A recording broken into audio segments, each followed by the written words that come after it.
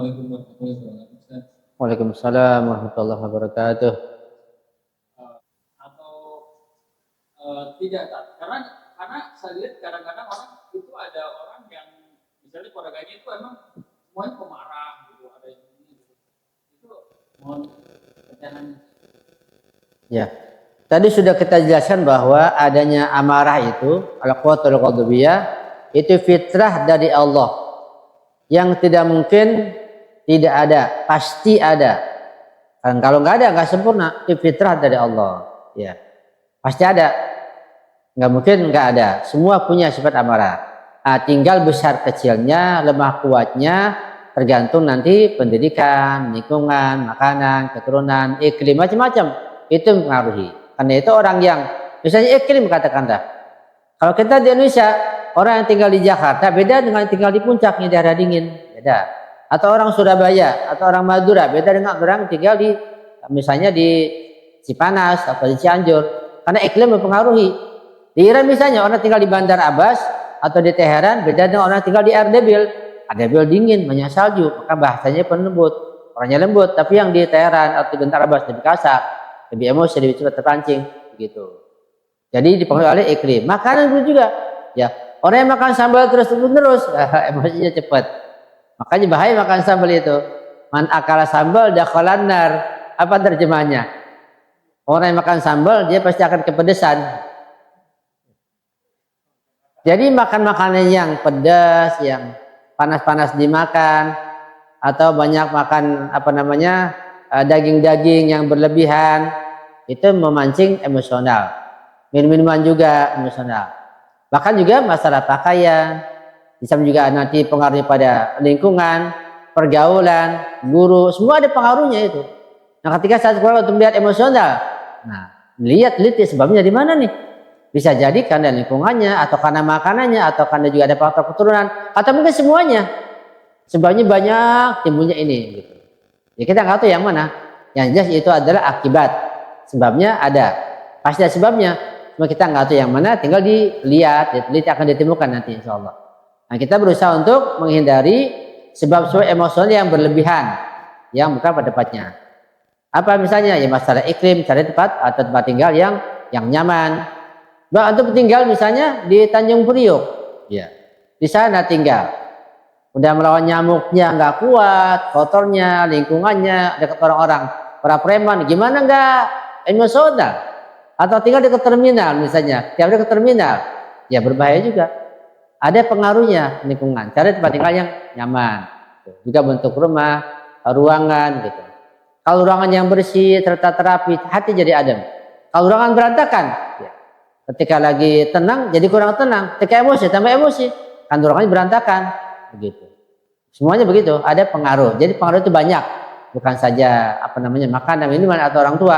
Ada faktor-faktor yang lain yang sangat banyak kita nggak tahu. Ya.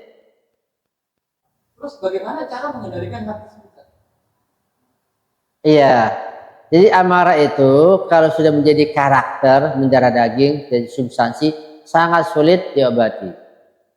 Jadi dia merasa orang itu menyingkirkan dia, orang nggak suka sama dia, sedikit saja tersinggung gitu. Semua tersinggung. Kemudian orang kaya tersinggung, orang miskin tersinggung juga, orang pintar tersinggung, dia merasa enak, dan orang bodoh dia pun tersinggung. Serba salah, orang bersakit menjadi karakter, sangat berbahaya. Gimana caranya? Caranya harus ada ya seorang ulama atau psikolog yang bisa memberikan dia penjelasan. Harus disekolahkan begitu. Harus masuk madrasah. Dia ditatar, bukan bimbingan. Dan harus ada juga upaya-upaya yang lain, masalah makanannya nanti, lingkungannya. Sebab betapa pun diupayakan dengan alasan yang baik, riwayat, ayat, tapi lingkungannya bobrok, pergaulannya rusak, nggak akan bisa. Jadi upaya mengobati dari semua arah.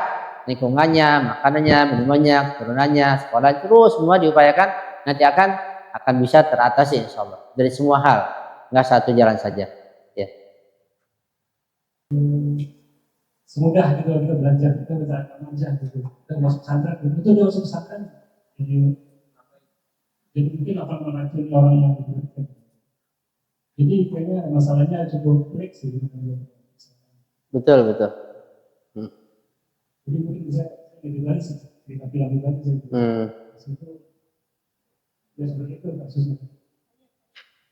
Ya.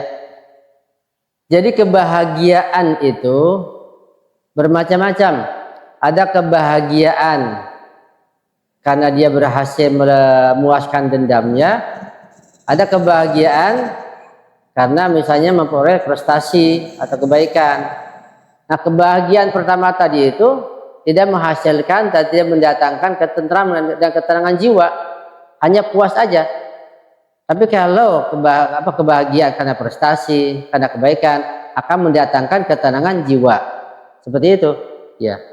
Dan itu yang pertama. Yang kedua, sifat amarah, murka, dendam, dan juga yang buruk itu bukan saja terjadi pada orang-orang yang biasa, orang awam, bahkan terjadi pada sahabat Nabi.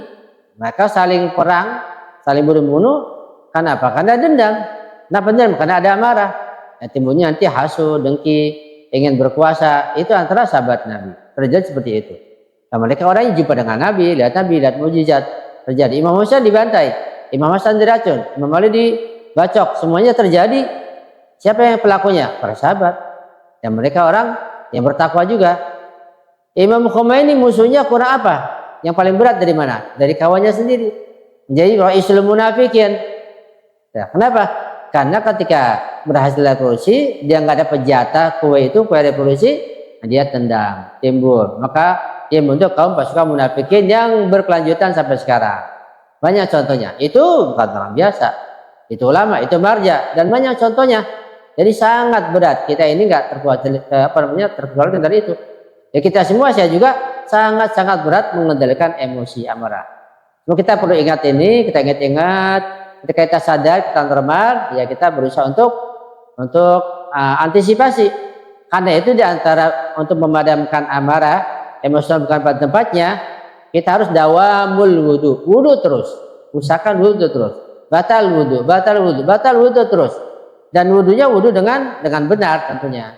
Nah, wudu itu manfaatnya banyak sekali, antaranya meredakan api kemarahan dengan berwudu insya Allah. Karena kemarahan menjangkiti hata ulama, ya. Menjangkiti marahnya hata para sahabat Nabi. Alhamdulillah. Ayatullah Burujardi yang termasuk gurunya Imam Khomeini, ya. Beliau bahkan dikisahkan beliau kalau dia marah sekali saja di kelas, dia akan puasa setahun. Luar biasa. Dia marah kepada muridnya, tentu marah pada tempatnya. Nah, mungkin Ayatullah Burujardi ulama besar, ulama Syiah terkenal yang pernah dialog dan koresponden dengan Einstein, dia marah bukan pada tempatnya. Marah pada tempatnya, karena dia janji kalau marah sekali akan puasa setahun, dia puasa setahun. Nah, ulama kayak begini menghasilkan murid seperti Imam Khomeini, begitu. Nah, Imam Khomeini punya ulama kayak seperti ini yang menekan amarahnya, punya murid ya kayak Rahbar, Ayatullah Raisi, Ayatullah yang lainnya. Karena pencetaknya kayak begini, luar biasa. Dia tidak pernah marah. Kenapa? Kasih sayangnya. Begitu. Amarah pada tempatnya ketika masih Quran diinjak-injak, hormat Islam diinjak-injak. Oleh siapa? Salman Rushdie baru marah, bunuh Salman Rushdie. Begitu. Dan marahnya telah ke sana karena bimbingan syariat. Nah, kita berusaha amarah yang kita miliki ini mungkin dihapus. Dan ini nikmat dari Allah. Cuma menjadi nikmat kalau kita dibawa bimbingan syariat, dibawa bimbingan akal yang sehat. Jadi emosional yang bukan pada tempatnya, yang syaitani itu harus dihindari. Itu diantaranya. Ya, ya silakan. Betulkan bahwa kemarahan itu timbul karena ada penyebabnya, gitu kan?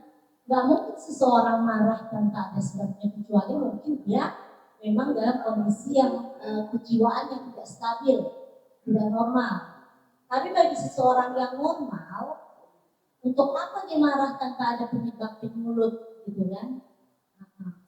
Jadi mungkin PR buat kita semua, buat saya pribadi ya, bagaimana caranya, dan kita jangan terus fokus, khawatirnya nanti kita pulang ke rumah, kalau lihat istri marah atau suami marah, itu ingat pelajaran Ustaz kemarin gitu. Jadi akhirnya apa yang terjadi? Stroke katanya, atau minor stroke ini. Jadi masalahnya akhirnya masing-masing tidak introspeksi diri. Adakah aku aku penyebabnya? Gitu. Adakah aku pemicunya? Seperti itu. Gitu. Jadi itulah kejiwaan suami, punya kriteria sifat tersendiri. Kejiwaan kepribadian wanita juga punya ciri dan sifat tersendiri. Gitu. Masing-masing insya Allah sudah tahu sifat masing-masing dan tahu sifat lawan jenisnya. Karena itu adalah kunci kedamaian, kunci ketenangan, kunci ketentraman. Karena perbedaan yang ada, kalau tidak saling dipahami, maka yang akan terjadi gesekan-gesekan pasti itu.